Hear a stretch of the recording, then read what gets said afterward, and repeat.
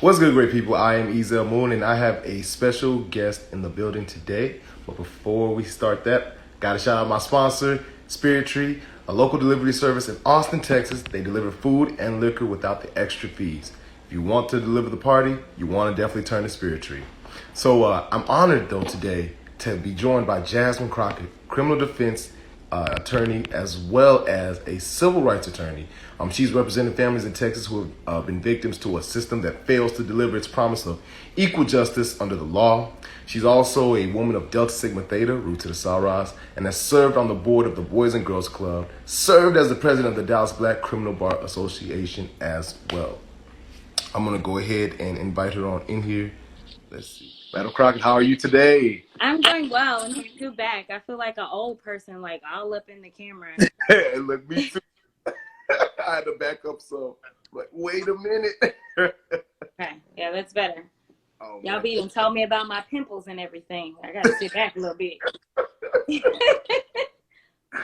Man, no, but you look absolutely amazing. Thank you so Thank you. much.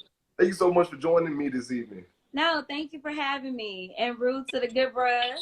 Happy Founders Day week. Because Because it just don't stop with y'all. Y'all doing the most, but it's all good. hey, look, we got who else but us? Who else but us? You're absolutely right.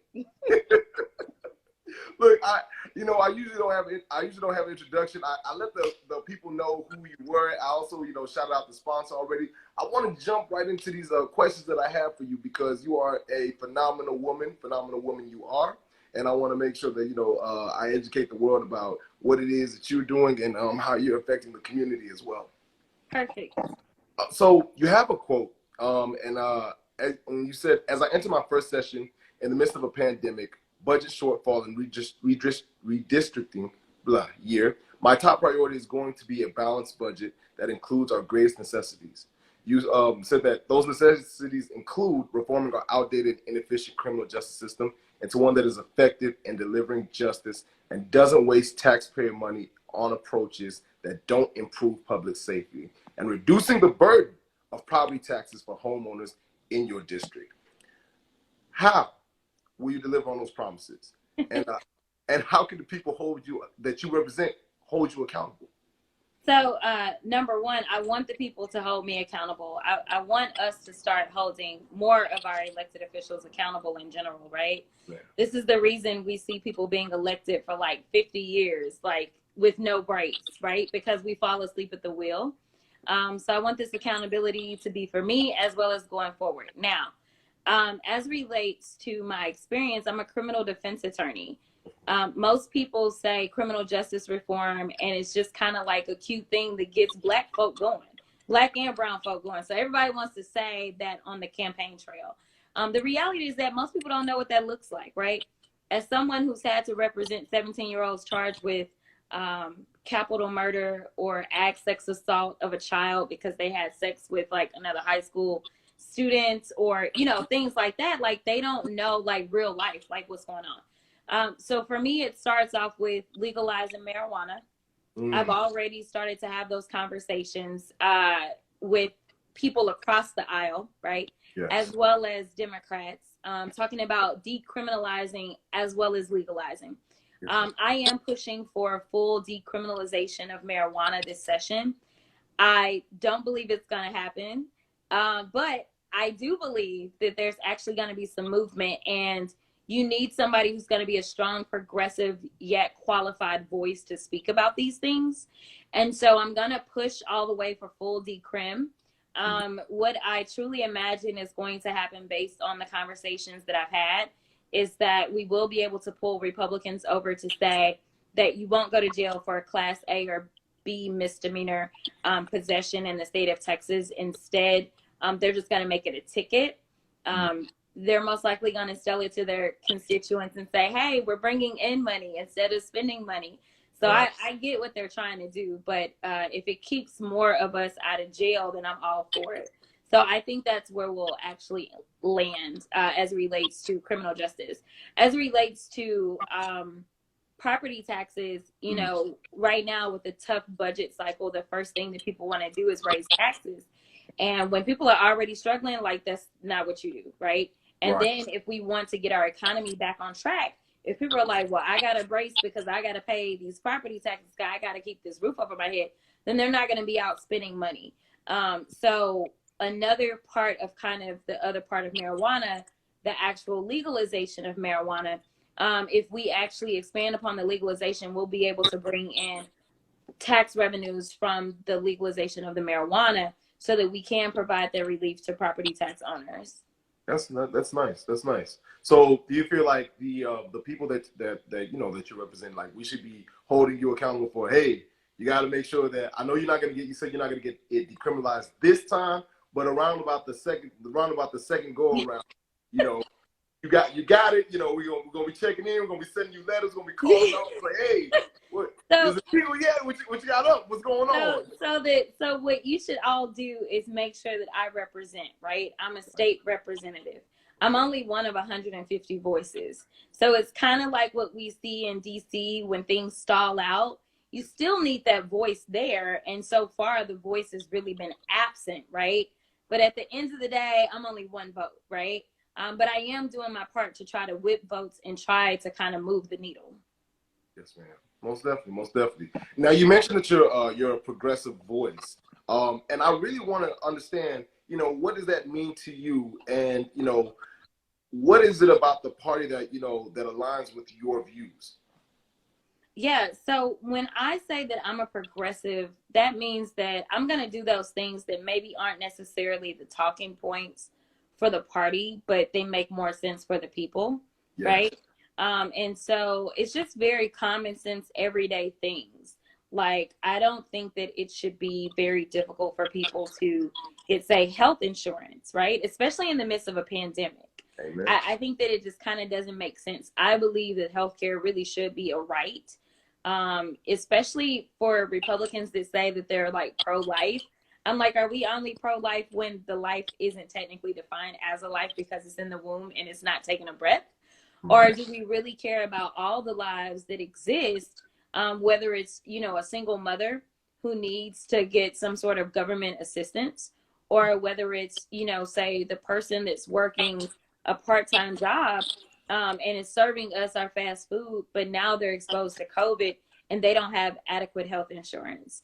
And it's also just kind of getting smart when we deal with criminal justice reform or even police reforms. I think that, you know, both parties try to stay away from talking about reforms when it comes to the police, right? Like when you think about the establishment parties, right? Like they don't want to talk about police reform.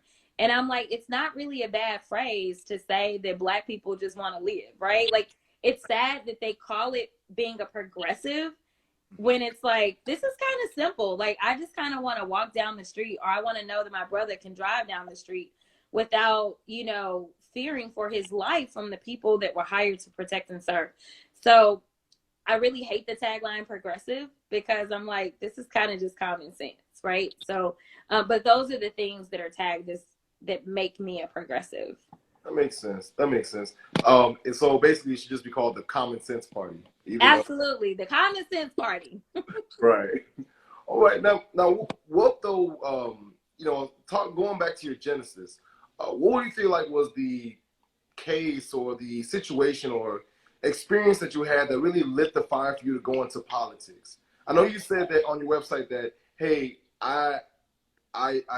we don't see we don't see equal justice under the law for all people. You know, we see Black and brown people go through harsher sentencing and things of that nature. So what was the situation that really just said, hey, you know what, I got to get down to Austin? You know, it really wasn't one specific one. It really was a culmination. You know how sometimes you just get tired? Yeah. Like, you're like, God, dog. Like, you know, like every single day, like feeling like I'm the bomb when it comes to trying a case. Like, I can go in there and I can make you believe some stuff that, like, I can do what I can do, right? But there's only so much that I can do when the law just doesn't quite work for us, right? So there's little things. One story that I always told on the campaign trail was one of the laws that I want to change is Texas is one of 5 states that says that you are an adult only for criminal justice purposes at the age of 17. So you can't buy a cigarette until you're 21. You can't vote until you're 18. And even if you don't go to school, your parents can still get in trouble for truancy if Right. you are in school. But at 17, they automatically make you an adult for criminal justice purposes. So I had a kid one time that I defended. I was a public defender at the time. And I got him on what we call a probation revocation. So some other attorney thought it was smart to put this 17-year-old on probation. Obviously, the kid was like, he didn't have his own car. He didn't have any money, you know. And so what happened is he went on probation, felony probation for burglary of a building. And the average person would think, oh, he broke into a building, maybe a store to steal something or whatever. When in actuality, he broke into the concession stand at his high school and he stole candy. Wow. And I was just like, do y'all even know how these laws are being applied? So I got him on a revocation. I didn't get him like on the underlying offense where I could be like, we taking this to trial. I don't really care what the law says. I just don't think that a jury would send you to prison for stealing candy out of the concession stand at your high school. Like, I'm not trying to condone theft, but what I am trying to say is he did something that a high school kid would do. And to alter and change his life forever doesn't make any sense, right? But the people that write our laws have no idea about how these laws are actually like put into effect. So that's why I say, you know, everybody likes to say criminal justice because it's cute to say. Right. They don't know what that means. And I do. And so, you know, that case frustrated me. And that was years ago. And it has sat with me. And I followed that kid for a while because I was like, he doesn't have a chance. Because now he's going to have this mark on his record. It's going to be there forever because Texas doesn't allow it to come off. And people won't believe him when he says that I stole candy. Like, they won't believe that. They'll be like, no, you got a felony. That's not a felony. And I'm like, yeah, so under our law, sadly enough, it would qualify. And it did. And in a small East Texas town, they thought that it was smart to ultimately send that kid to prison. That's the kind of stuff that we've got to change. So that, like, I have so many of those experiences throughout the years that I'm just like, this isn't right. Like, what can I do? I can, you know, I was there by his side, but my hands were tied by the law, right? So I just want to change the law. That was the conclusion. Just get down there and fight to change the laws. Most definitely. Now, I'm not gonna lie to you. Like, that even like hurt my heart hearing that. Like, a 17-year-old now has that against him for the rest of his life. Instead, I mean, so how do you you know, balance your mental health with your job? Because I know that, you know, like you said, it was a culmination of things that got you down to Austin. So how are you doing that? Like, how are you, you know, keeping yourself sane while dealing with all of these things? I don't know that I am staying sane. I mean, you know, absent COVID, I'm quick to take a trip, right? Right. So just to get away from it all, you know, I was quick to kind of take an international trip, hang out, cut off all devices, and just take a break from it all. COVID has not allowed me really that opportunity. So, you know, what honestly has been keeping me going is just seeing the strength of so many other people, and honestly, young people, right? Like, young people are the ones that propelled me and got me over the finish line. And this Saturday, I had the opportunity to talk to kiddos from Jack and Jill.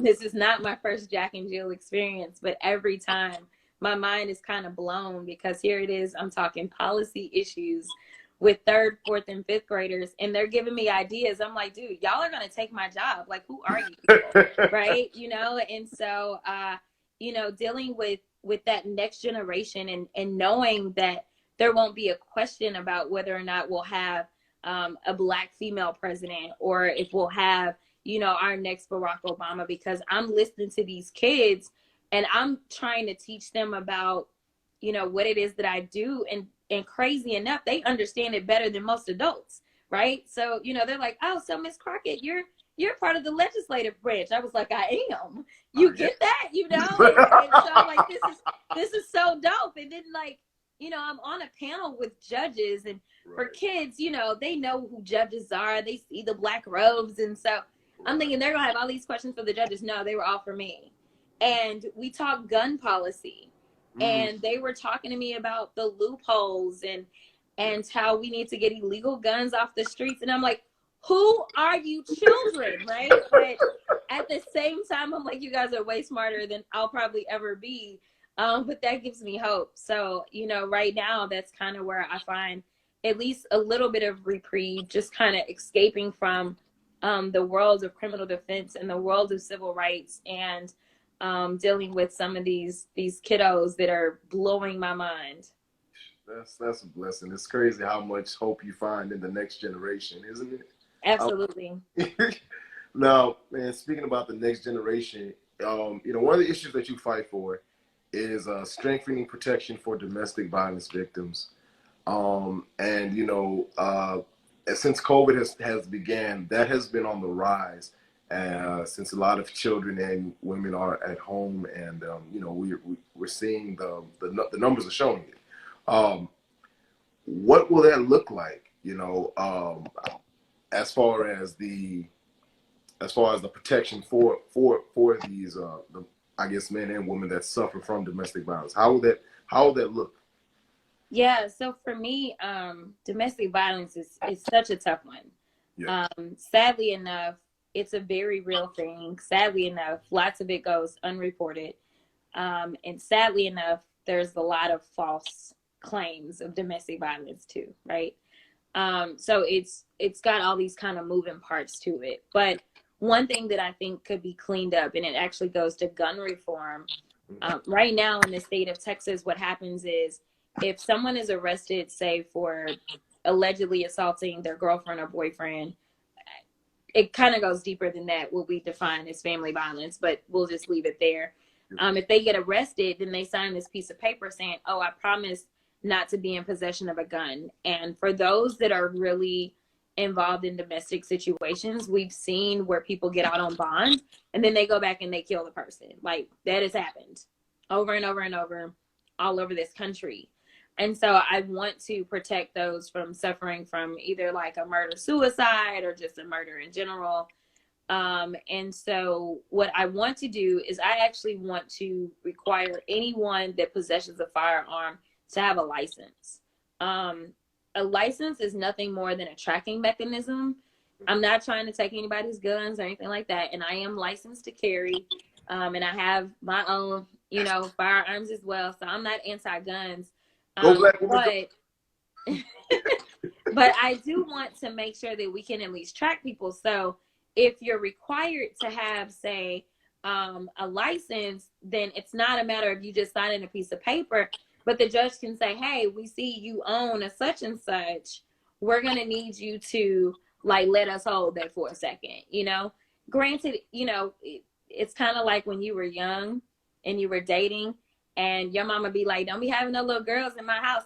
I mean, that's true. She may have told you that, you may have done it or whatever, but where there's a will, there's a way, right? Like, so things can happen. I'm not saying that it's going to fix everything, but I do want to at least minimize and start to kind of rein it in a little bit. So that's one of the things that I want to do to hopefully protect those that are in domestic situations. Most definitely. Now we touched on this gun situation, and you know, recently Mo3 was murdered on I-35. May his soul rest in peace.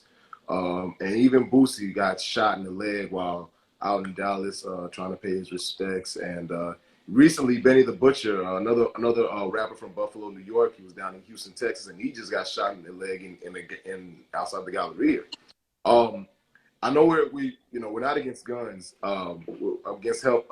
We're trying to make sure that we have gun laws in place that, you know, make sure that people with the right mindset, you know, are able to carry a firearm. But what restrictions can we have in place to, you know, to make sure that, you know, like I said, people with healthy mindsets on guns can have the guns, but those that are crazy or seek to do harm or, you know, seek to to do evil with their guns, that we can get those guns off the streets and away from them. What can we do as a people? Yeah, so that's why I think the licensing does so much, right? If you think about it, when you go to get your license to drive a car, they checking your eyes, like you got to take the test. Like you kind of have to go through a little bit. And so with that license to carry, I would want the background checks obviously to happen, which is required. Like right now, if you get a license to carry, they do a background check. Yeah.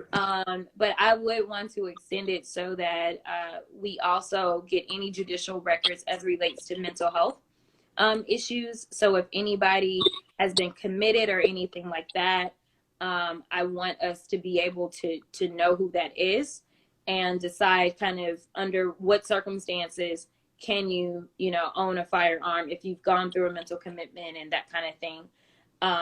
So, I do think that licensing just gives us a little bit of a tracking mechanism to do a little bit more.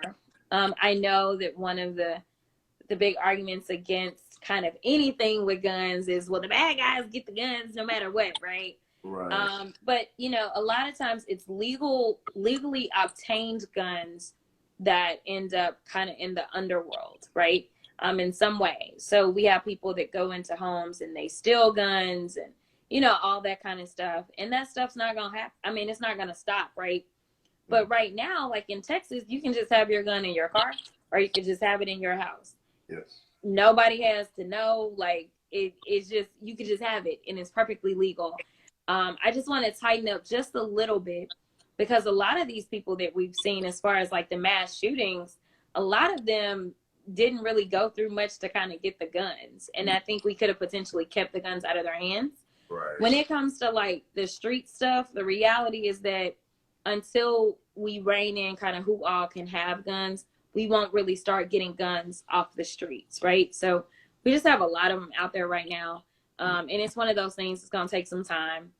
I don't think that we have any really like quick, like overnight, this is going to fix it. Because honestly, it's a big issue in this entire country.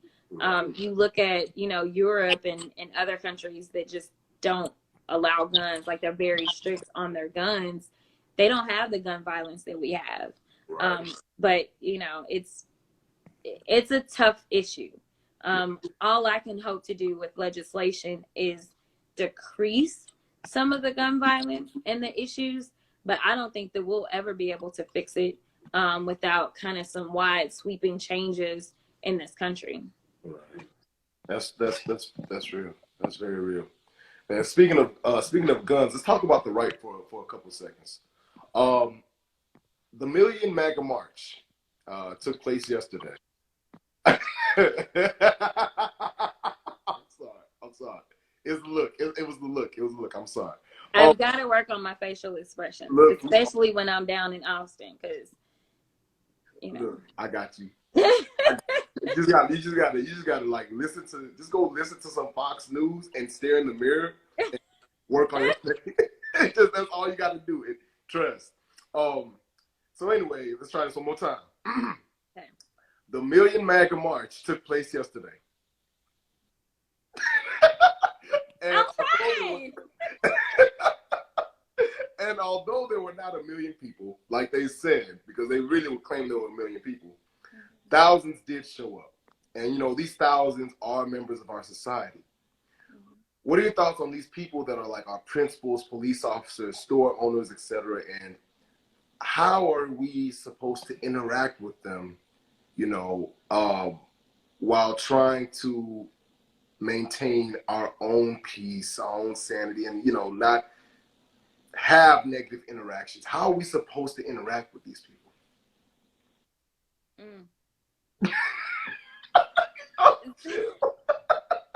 Listen, okay, so here's my deal. Let me apologize to your viewers in advance. As far as I'm concerned, like this whole MAGA stuff, it's a cult. I mean, it is literally a cult. They are following a man, and some people are following him to their deaths, right? Like there are plenty of people that are. I mean, look at Herman Cain. Look at like just the people in his administration, in his circle that will follow him literally off a cliff. I mean, like, you won't wear a mask to protect yourself because he says so. Like, that is cult-like mentality. And so we've had our fair share of cults in this country. We've never been able to really get through to the cult-like mentality. Right. So as far as I'm concerned, that's just kind of where we are on that.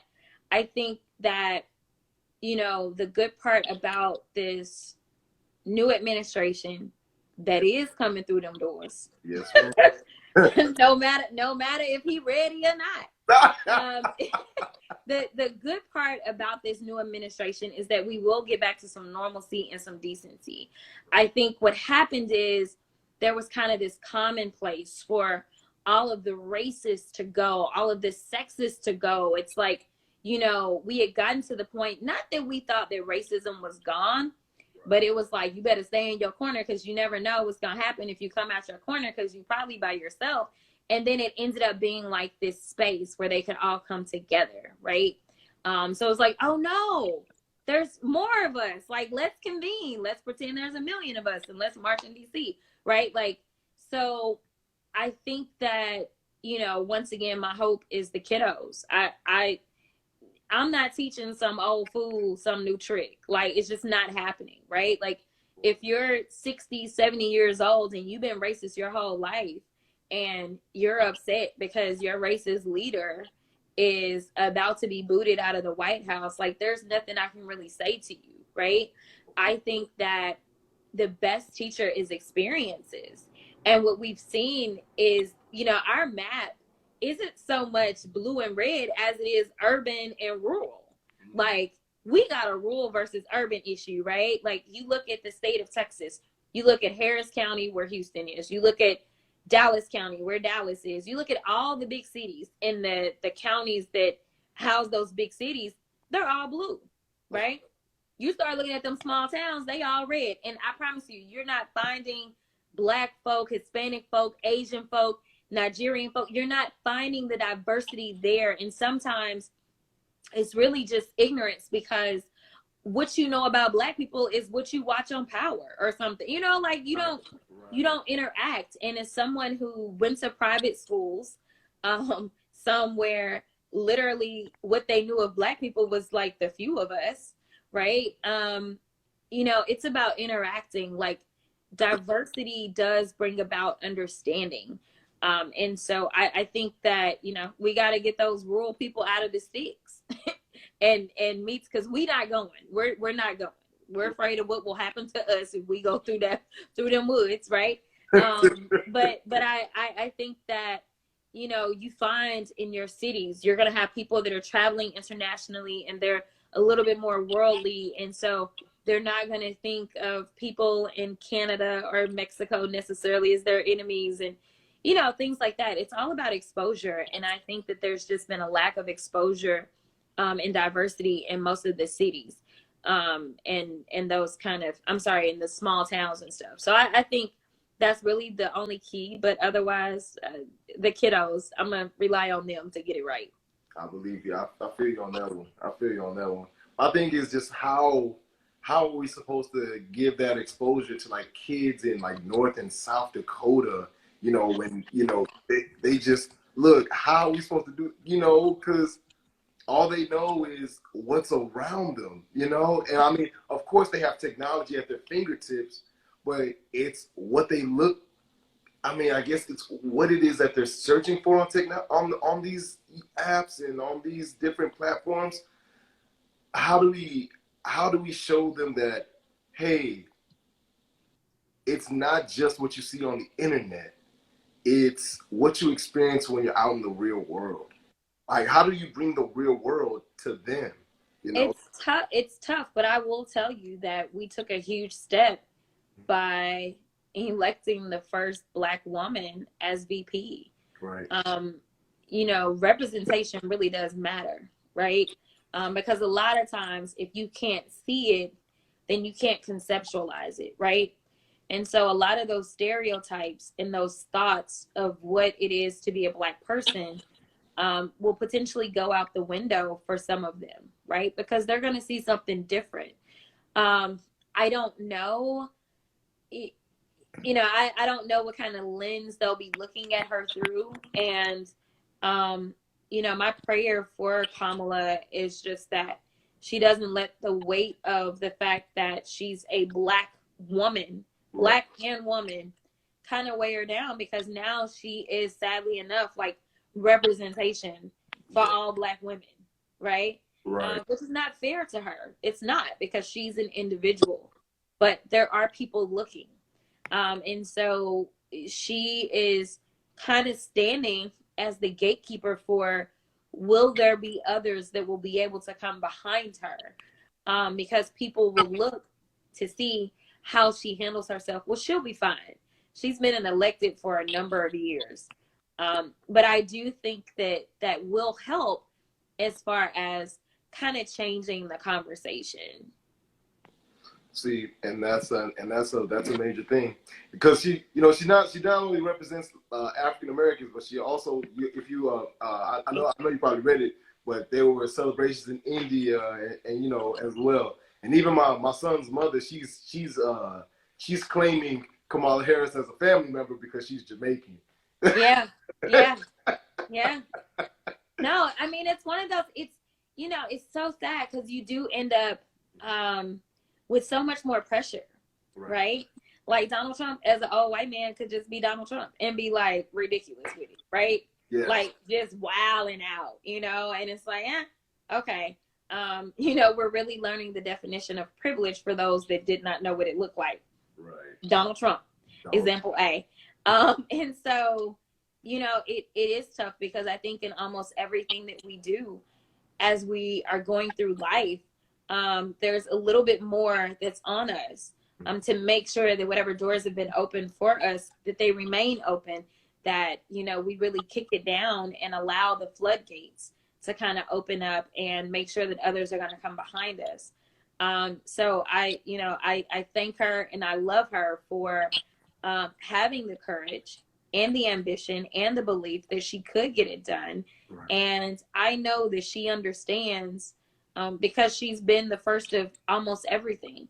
She was the first Black female DA in San Francisco. She was the first Black female Attorney General for the state of California.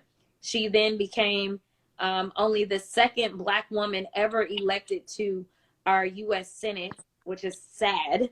Right. Not sad that she did it, but sad that she's only the second. And, of everything that we've got going on with these elections, we've got 2 more senators that may come in, and they're out of Georgia. So yet again, there's not a chance for a third Black woman. And even in the state of Texas, Barbara C. Jordan was the first Black woman elected to our state Senate. Right. And then Eddie Bernice Johnson was only the second one. We've not had another one since. We've had 2 Black women in our state Senate. And so when it comes to, really getting us into positions of power, nobody ever thinks about the legislature, but the legislature, whether it's the state or the federal level, that's who holds the power all day, every day, unless you're president, of course, but all day, every day. Got you. Man, now you are, I want to definitely turn back to you, because, you are part of the, some real fast, just really quickly. You're part of the Delta Sigma Theta Sorority Incorporated. Absolutely. And you're an active member. I am. How has being a part of the sorority helped you along your path of success? Oh man, I mean, well, I know Let me share for your followers. Right? Yeah. I mean, it's great that Kamala is a member of a sorority.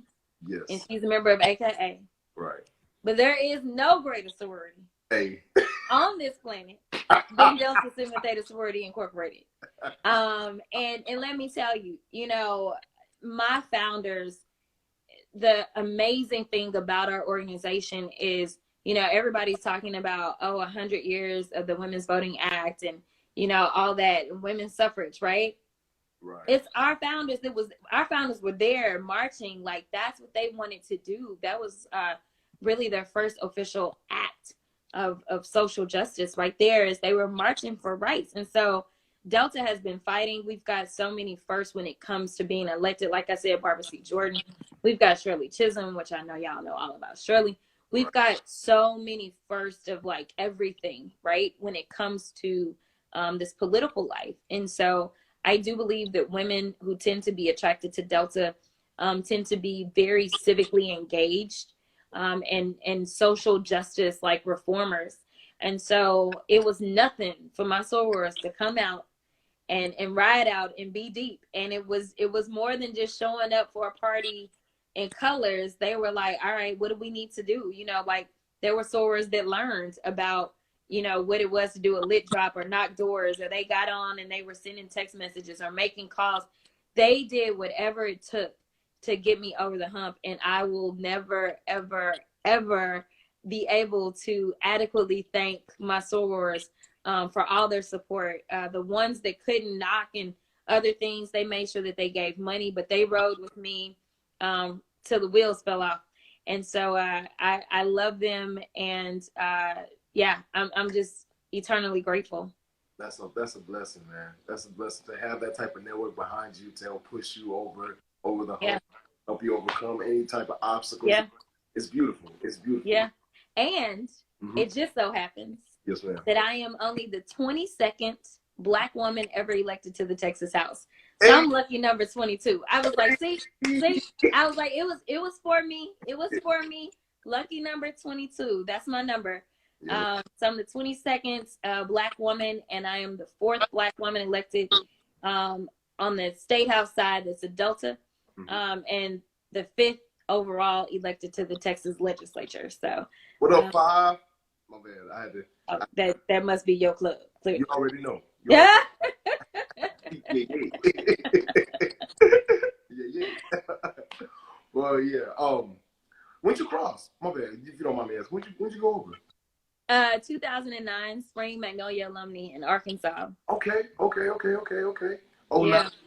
09 in the bill. 09 had like almost all the greats. Almost all. I can't lie.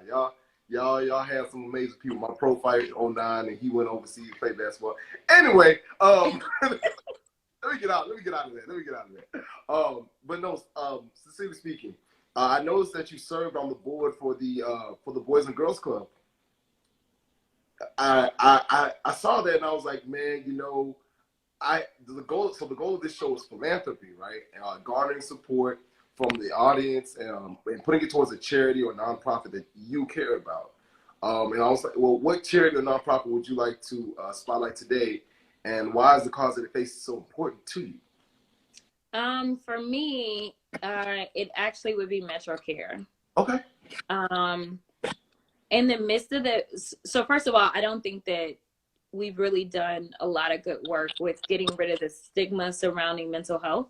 Yes, ma'am. And in the midst of the pandemic, we see that like mental health needs are only going up and they're going to continue to rise, right? And so it's very difficult to get the adequate funding when it comes to mental health. One of the first places that normally is kind of cut from budgets, whether it's state or federal, is always going to be to mental health. And so I think that we need more assistance with mental health, more so now than ever. So it would actually be MetroCare. Which MetroCare is the largest provider of mental health resources in North Texas, besides our jails, of course, which, you know, you ain't getting top-notch mental health. Anyway, that's a whole other issue about people going to jail because they're mentally ill because we don't have, it's a problem. Did you don't get me started on that one, but I would say MetroCare. Okay, most definitely. So what I'll do is I'll get the information from you and I'll add it to the description in the video so that you can go find MetroCare and try to throw as much support behind it that they can. So because that's literally that's the goal of this show. That's what I want to do. Try to help out as many different places as possible. You know, using my platform. But did you see that news though? That they were saying that I guess they were starting this in New York, that instead of them sending out police officers for everything, they were going to start sending out a team of mental health professionals to deal with certain situations? I did not see that. I will tell you that there's been a lot of misinformation about the defund movement. Right. But the defund movement is about using resources in a more efficient way. Right. And so part of that is hiring on and making sure that there are mental health providers available. You know, in the middle of my runoff campaign, I think we were voting. I got a call from one of my supporters who I met through an organization that I love, another nonprofit, Texas Organizing Project. I met her through that, but as it turns out, I represented her grandson. Like, did not know, right? She was supporting me because she thought I was great, and as it turns out, I represented her grandson at some point. And she called me frantic, and she said, my grandson is having an episode, and I'm scared to call the police. Can you come over? And I was like, okay. So I left a polling location, I believe, or we were about to eat or so. I don't remember what I was doing, but anyway, I left to go to the house. And I told her when I was on my way so she could call the police. And essentially my job was to kind of be the go-between to make sure that nothing happened to her grandson. And so, you know, the defund movement is kind of about doing a little bit of that, right? Like, I'm not a mental health professional, but I am, sadly enough, dealing with mental health issues all the time in the criminal justice system. And I'm someone that he trusted, but I wasn't a family member, right? And I'm also someone that could communicate to law enforcement without law enforcement kind of being quick to pull the trigger.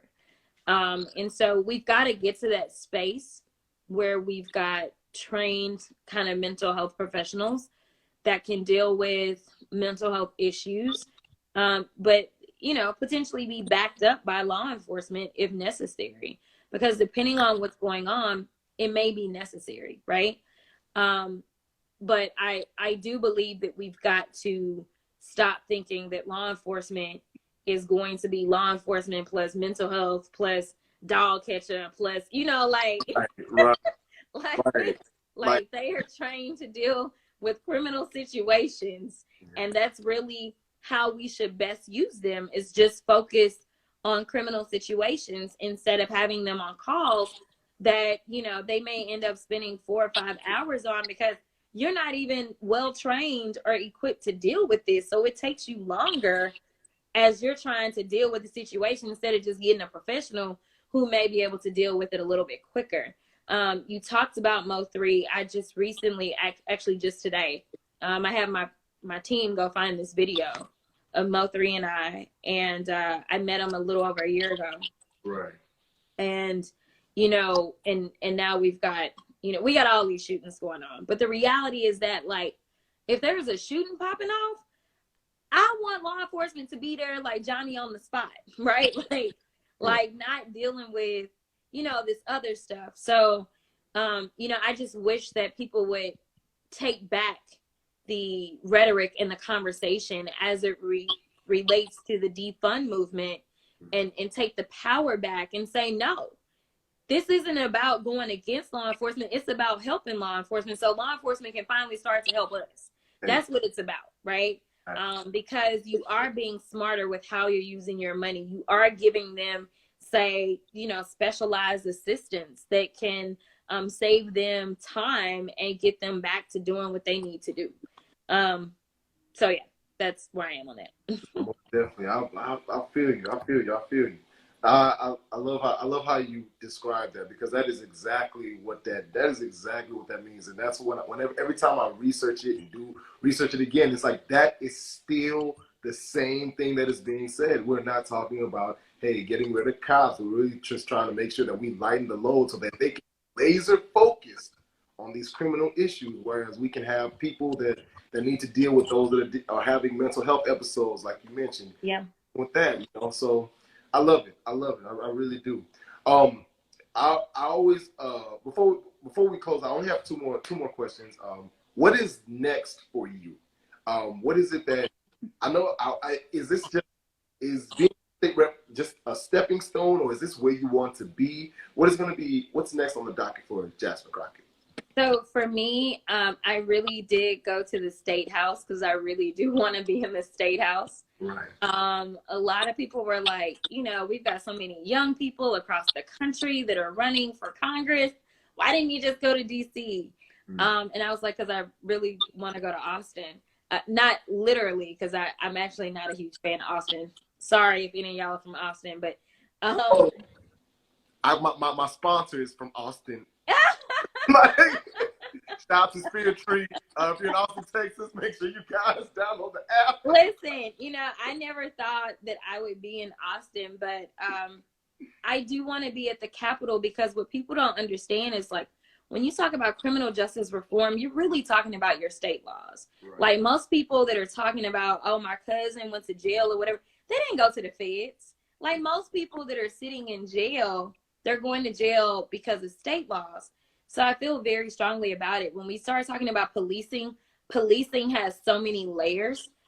There's things that can be done on a state level.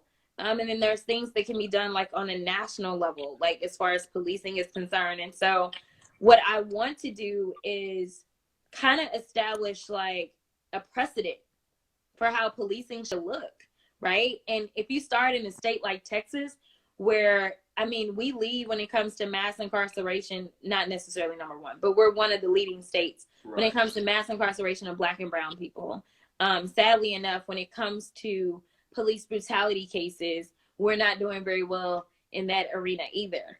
So I really think that we need someone like me in Austin who can start right there. You know, I don't believe that we should go places and stay there for 50 years.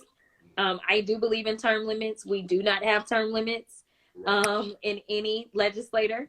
So we don't have it on the Texas level, and we don't have it on the federal level at all. So people stay forever and a day. I think you should open the door. I think that you should make room. I think you should groom kind of someone to come behind you, and that you should always continue moving. So I don't know what will be next. I'll kind of let my career dictate what kind of feels right in the moment. But at this point, for sure, I'm exactly where I wanted to be. And that was in the state house. So there were definitely some people that were looking at jumping into my race. And like one person was already elected, had just gotten elected to like some other position. And so there are people that tell you, you got to go get elected over here and then you can move over and that kind of stuff. And I really believe that you can get elected to whatever you want to get elected to if your heart is in the right place and if you know what you're talking about. So I don't believe that you got to do this or that before you can get somewhere else. I believe that if I truly wanted to go to Congress, like U.S. Congress first, then that's where I would have started. I mean, it wouldn't have been impossible. You just got to buckle down and get it done. But I want to be in the state house, so I'm happy. Awesome. Well, just like I know you said you're gonna let your career dictate it. So wherever your career dictates that you should go, I just want you to know I'm speaking your success into existence. And no matter what level that you're at, you're just gonna get bigger and better. And everything that you wish to see happen in the state of Texas, it's gonna happen. I believe in you. So before we close out, what words of wisdom would you have for anyone else that's trying to enter into the field of politics? Yeah, so what I would say is get to know the people that you say that you want to represent, whatever level it is. You know, I used to say on the trail, it's hard to say that you want to represent somebody that you won't take the time to get to know. And my district isn't like any other district. And so being a civil rights lawyer, being a criminal defense attorney, probably wouldn't have worked in some other House districts. But it worked perfectly for my district. My district has 4 of the top 10 highest incarcerated zip codes in the state of Texas. Criminal justice reform is like on the table right now, right? Like right now. In addition to that, you know, you got to be willing to put in the work.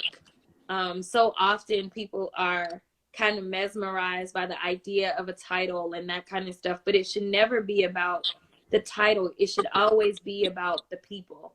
And if you aren't trying to do it for the people, honestly, you just need to bow out. And I know that there's plenty of people that are in politics and they don't do it for the people, but it is so draining on you, on your family, on your friends. My best friend, for those in Dallas, is the Corvette Cowboy, Sadat Montgomery.